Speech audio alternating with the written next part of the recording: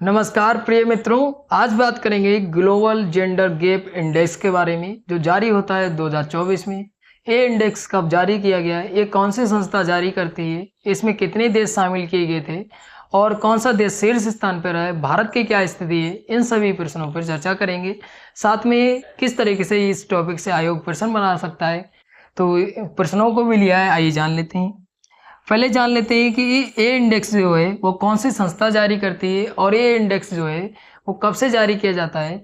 तो ये इंडेक्स जो है वो 2006 से प्रतिवर्ष जारी किया जाता है और ये जो संस्था जारी करती है वो विश्व आर्थिक मंच के द्वारा ये इंडेक्स जो है वो जारी किया जाता है। ये पॉइंट काफ़ी बार परीक्षाओं में पूछा गया है, पूछ लिया जाएगा।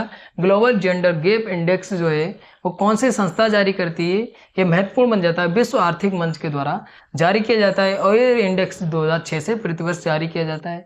फिर अगर इस बार की बात करें तो इस बार जो है 146 देशों को शामिल किया गया था इस इंडेक्स में। और ये इंडेक्स में जो 146 देश थे उसमें अगर भारत की रैंकिंग देखें तो 129 रैंक पे भारत रहा है।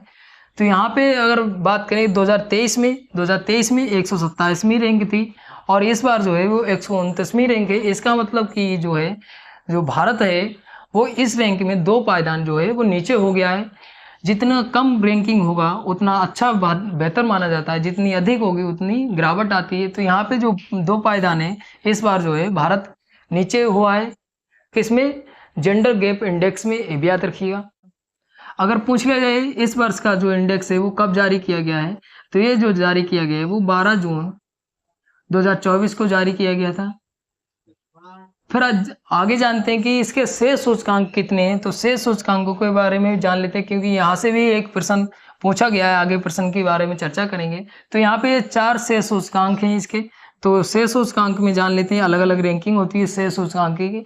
तो यहाँ पे पहला जो सूचकांक दिया है आर्थिक भागीदारी अवसर के लिए, जो रैंक दी गई है वो 142वीं रैंक दी गई है। फिर अगर शैक्षिक उपलब्धि की रैंक अगर देखें तो शैक्षिक उपलब्धि की जो रैंक है 112 है। फिर अगर आगे बात करें तो स्वास्थ्य जीवित रहने की दशाएं, तो इसमें जो है वो 142वीं रैंक रही है। फिर अगर आगे बात करें तो राजनीतिक सशक्तिकरण के लिए जो रैंकिंग प्रदान की गई है वो रैंकिंग 65 प्रदान की गई है।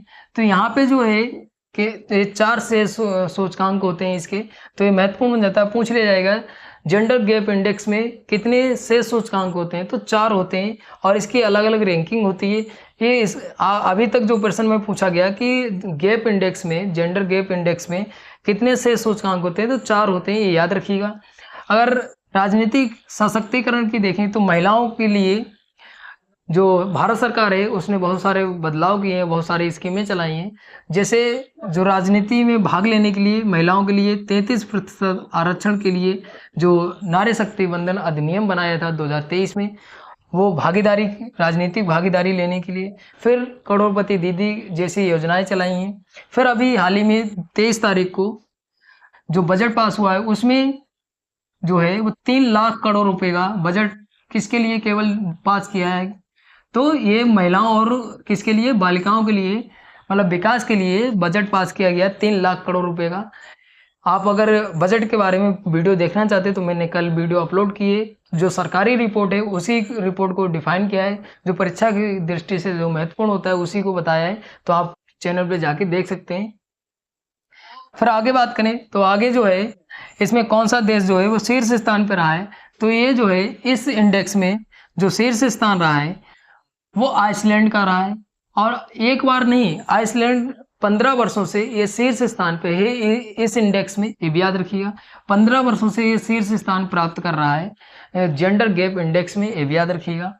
फिर अगर दूसरे नंबर पे देखें तो फिनलैंड है दूसरी रैंकिंग पे। फिर तीसरे नंबर पे जो है नॉर्वे है। फिर अगर अफ्रीका की बात करें तो अफ्रीका 15वीं रैंक प्राप्त हुई है। फिर अमेरिका की बात करें तो 49वीं रैंक है। इजराइल की बात करें तो 91वें नंबर पे रहा है। और इटली की बात करें तो इटली जो है 87 नंबर पे है। बांग्लादेश की बात करें तो बांग्लादेश 99वें नंबर पे है। तो यहाँ पे ये जो इंडेक्स है मैंने अलग अलग क्यों बताए, यहाँ पे जो है इटली का महत्वपूर्ण बन जाता है क्योंकि अभी जो G7 समिट हुई है वो इटली में हुई, तो ये इंडेक्स के बारे में रैंकिंग पूछी जा सकती है कथन में, तो ये भी याद रखिएगा। फिर यहाँ पे जो प्रमुख माने जाते हैं उनकी रैंकिंग लिखी है। आपको सिर्फ कौन सा याद रखना, शीर्ष स्थान याद रखना है, भारत की कौन सी रैंकिंग रही है। और ये इटली का महत्वपूर्ण बन जाता है क्योंकि अभी समिट हुई है इटली की, तो हो सकता है पूछ लिया जाए। फिर अगर आगे बात करें कि जो दक्षिण एशियाई के जो देश हैं उसमें भारत की रैंकिंग क्या है, तो दक्षिण एशियाई जो क्षेत्र है उसके जो देशों में भारत की जो है वो 5वें स्थान पे भारत जो है वो 5वें स्थान पे। अगर देख लिया जाए तो बांग्लादेश 99 रैंकिंग है, नेपाल की 117 है, श्रीलंका की 122 है और भूटान की 124 है। फिर 5वें नंबर पे जो आता है वो भारत है, 129वीं रैंक प्राप्त हुई है। तो यहाँ पे कथन में आगे अब मैंने प्रश्न बनाया है किस तरीके से यहाँ से प्रश्न पूछा जा सकता है। तो दक्षिण एशियाई जो अगर देश में पूछा जाए तो भारत की जो रैंकिंग है वो 5वें स्थान पे भारत आता है, ये भी याद रखिएगा। फिर मालदीव की जो है 132 है, पाकिस्तान की 145 है। तो यहाँ पे ये रैंकिंगें हैं कि कौन सी, ये महत्वपूर्ण बन जाता है। दक्षिण एशियाई जो देश हैं उसमें भारत जो है 5वें स्थान पे आता है, ये महत्वपूर्ण बन जाता है पॉइंट, ये याद रखिएगा। फिर अगर आर्थिक मंच के द्वारा जो रैंकिंग जारी की गई उसके बारे में थोड़ा सा चर्चा कर लेते हैं। अगर पूछ लिया जाए आर्थिक मंच की जो स्थापना कब हुई थी, तो ये स्थापना होती है 1971 में स्थापना होती है। इसका अगर मुख्यालय पूछ लिया जाए तो स्विट्जरलैंड जिनेवा में है। तो ये विश्व आर्थिक मंच के बारे में जानकारी हो गई। फिर जान लेते हैं इससे प्रश्न किस तरीके से आयोग बना सकता है। तो यहाँ से 2 प्रश्न बनाए गए हैं, जान लेते हैं। फिर यहाँ पे जो आयोग द्वारा किस तरीके से प्रश्न बनाया जा सकता है, तो यहाँ पे एक प्रश्न लिया है, प्रश्न दिया है वैश्विक लिंग मूलक अंतराल सूचकांक 2024 के संदर्भ में निम्नलिखित कथनों में से कौन सा कथन सही नहीं है। यहाँ पे नहीं पूछा है, प्रश्न को भी बड़े ध्यान से पढ़िएगा। तो यहाँ पे पहला जो कथन दिया है United nation development fund for women द्वारा जारी किया जाता है। फिर यहाँ पे दूसरा जो कथन दिया है वैश्विक लिंग मूलक अंतराल 2024 में भारत का रैंक 129 है। फिर यहाँ पे तीसरा दिया है वैश्विक लिंग मूलक अंतराल सूचकांक 2024 में आइसलैंड पहले स्थान पर है। फिर चौथा दिया है दक्षिण एशियाई देशों में इस सूचकांक में भारत का रैंक बांग्लादेश, नेपाल, श्रीलंका, भूटान के बाद 5वां है। तो यहाँ पे सही बताना है कि कौन सा उत्तर जो है गलत है यहाँ पे सही में। तो इसका जो राइट आंसर हो जाएगा वो आंसर नंबर ये सही होगा, 1 वाला, क्योंकि ये जो है यहाँ पे गलत पूछा था और ये जो रैंक है वो विश्व आर्थिक मंच के द्वारा जारी किया जाता है, ना कि ये United Nations development fund for women द्वारा, ये विश्व आर्थिक मंच के द्वारा जारी किया जाता है। तो ये महत्वपूर्ण बन जाता है कि ये कौन सी संस्था जारी करती है। तो यहाँ पे जो दिया था वो गलत दिया था। फिर आगे चलते हैं।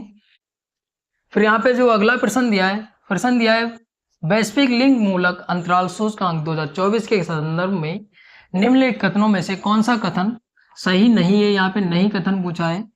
तो यहाँ पे पहला जो कथन दिया है वैश्विक लिंग मूलक सूचकांक पहली बार 2006 में विश्व आर्थिक मंच के द्वारा प्रारंभ किया गया था। फिर दूसरा जो कथन दिया है वैश्विक लिंग मूलक अंतराल सूचकांक में भारत का रैंक 146 देशों में 129वां है। फिर यहाँ पे तीसरा दिया है इस सूचकांक में 6 सूचकांक हैं, यहाँ पे 6 सूचकांक बताएं। फिर यहाँ पे चौथा दिया है वैश्विक लिंग मूलक अंतराल सूचकांक में आइसलैंड का पहला स्थान है। तो यहाँ पे पहला स्थान आइसलैंड का बताया है। तो यहाँ पे गलत बताना है कि कौन सा गलत है। तो यहाँ पे जो राइट आंसर हो जाएगा वो आंसर नंबर वो होगा 3 वाला आंसर नंबर सही होगा। इसमें जो 6 सूचकांक बताए वो 6 नहीं है बल्कि 4 हैं, तो इसलिए कथन 3 जो है वो गलत हो जाता है। बाकी जो है 2006 से आर्थिक मंच के द्वारा जारी की जाती है, बिल्कुल ठीक है। 146 देश शामिल किए गए थे जिसमें भारत की रैंकिंग 129 है, बिल्कुल ठीक है। यहाँ पे जो है आइसलैंड जो है टॉप पे रहा है। आइसलैंड एक बार नहीं बल्कि 15 सालों से टॉप पे ही इस इंडेक्स में रहता है, ये भी याद रखिएगा। तो ये इंडेक्स के बारे में किस तरीके से आयोग यहाँ से प्रश्न बना सकता था, तो ये प्रश्न के बारे में चर्चा कर लिया और जो डिटेल थी वो भी चर्चा कर ली। आशा करते हैं आपको वीडियो अच्छी लगी होगी। अच्छी लगी तो लाइक शेयर कमेंट करिए। अगर आपको लगे कि परीक्षा के लिए महत्वपूर्ण है तो आप लाइक शेयर जरूर करिएगा। धन्यवाद, मिलते हैं अगली वीडियो में।